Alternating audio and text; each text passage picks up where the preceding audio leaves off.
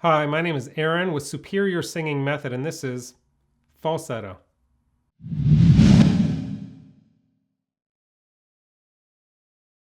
Okay, falsetto. So what even is falsetto? It's a little hard to explain sometimes because falsetto and head voice can often sound similar, and it feels similar, but it feels a little bit different. So I'm going to try and kind of walk through this and explain it to you. Oh, but don't let me forget. At the end of this video, I got a free gift for you, so stick around. But I want to tackle this falsetto first. So what is singing? What is the goal of singing in general? Singing is basically sustained speech.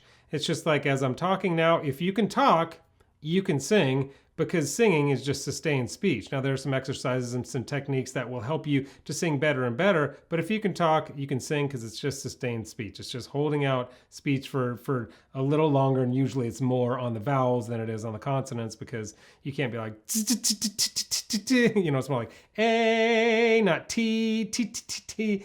You get the idea. So it's this singing a sustained speech while keeping the chords together, your vocal cords together, and keeping them safe and not having them blow apart. I know this may sound a little bit technical depending where you are in your singing journey, but what singing is you're having air go through your vocal cords and vibrate, and they're vibrating the chords, and in the larynx you're getting that sound that's like resonating all in the larynx and all in your vocal tract. Now, falsetto is actually a blowing apart of your vocal cords. So, and that's, you're not supposed to do that. Falsetto is actually technically not great technical singing, but it's great stylistically. You know, it can be great stylistically. If you listen to bands like whatever you listen to, just basically all of your artists at some point, they jump into falsetto as a way of like, as a stylistic technique. It's not like this, it's not as like, this is technically beautiful singing. You won't hear opera singers going to falsetto. And part of the reason for that is that all the notes in falsetto, so like falsetto is like, that's falsetto, and you can hear it's a little bit airy. But once you develop your head voice more in those higher notes, it can be like, it's not falsetto, that's head voice. You can hear the difference. It's less airy. It's a little more connected. And the reason for that, and the reason why I'm saying this, is that, you know, opera singers and like technically really great singers, they all the notes that you can hit in falsetto, because some people have to hit it in falsetto because they haven't developed their head voice to hit that high of a note yet in their actual strong head voice that's supported and sounds powerful, so they'll just hit it in falsetto. So that's like, again, that's technical, classically the way to do it, but a lot of people will want to just pop into falsetto, in and out of falsetto, like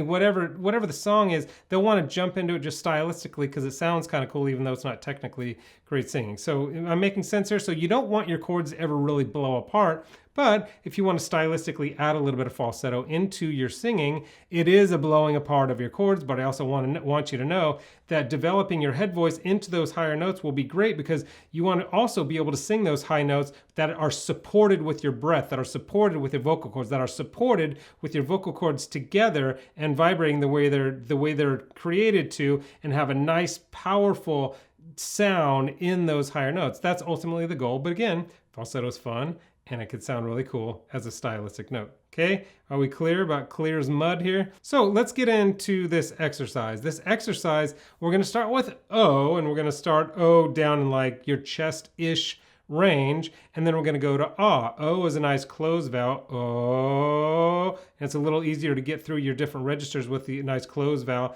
Then we're going to ah, which is a little harder to not have your vocal cords blow apart when you're doing the ah, but that's kind of the point, because when we get to the ah, we want to have the vocal cords blow apart a little bit. Don't do this too hard. You don't want to hurt your voice. This is more, just do this nice and light. And remember, light is right. It's okay. You can add some more weight. You can add some more volume later. But for now, we're just testing this out. So I'm going to do it, and then you can try it afterwards. And this is a bit of an advanced exercise. If you're like, oh, this is so hard, work up to this. I've got a bunch of other videos, and you can work up to this. But it's basically going to be like this. It's going to be, oh, I'm in my falsetto now. You can hear that's a little more airy up there, right? If I wanted to, I could stay in my head voice and it would sound like this. If you are more of an advanced singer, you want to strengthen that head voice, it could sound a little something like this. Let's see if I can do it.